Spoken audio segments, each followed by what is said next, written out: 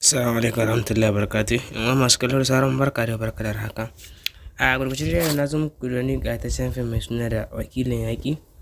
Wannan Wakilin Yaƙi sabon fim ne daga kamfanin Sultan.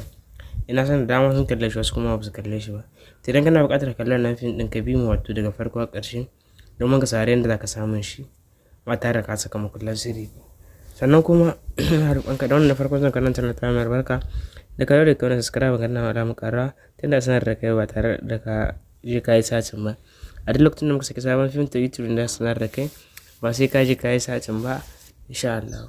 Sannan kuma wato babban hanyar da ta muka zo muku da ta samun kallon Indiya Hausa a cikin sauƙi ba tare da kun sha wahala ba, wato VIP Group. Wato VIP Group wani tsari ne wanda aka killace shi, group ne wanda aka yi shi don mutane wasu buƙatar kallon Indiya Hausa wanda biya kuɗin shi kawai ne ake saka a cikin wannan group ɗin. Group ne wanda ya tanadi fina-finai da dama, duk wani fim wanda ka sani ya ta fasara ta wuta a baya ko kuma wadda take kan fitowa insha Allah dai da zarar fasarar ta wuta to muna kokari mu kawo ta a cikin wannan group din. Da zarar kuma mun kawo ta a cikin group din wato ƴan wanda suke cikin wannan group din suna kallon ta ne ba tare da sun saka makullan sirri ko kuma sun je YouTube ba.